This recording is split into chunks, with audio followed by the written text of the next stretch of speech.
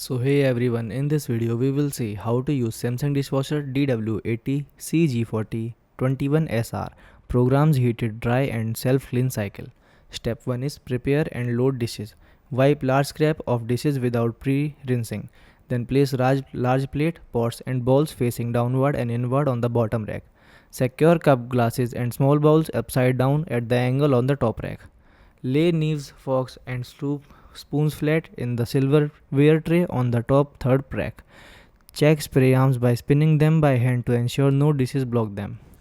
Second step is add detergent and rinse aid. Open dispenser, add one pod or powder and click start. Twist round cap, fill reservoir until full and close. Third step is power on and select setting.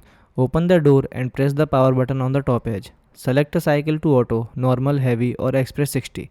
Press additional option if desired sanitize or high temperature steam. Step 4 is start the cycle. Press and hold the start button until the display actives. Close the door firmly within 3 seconds after pressing start. Thanks for watching.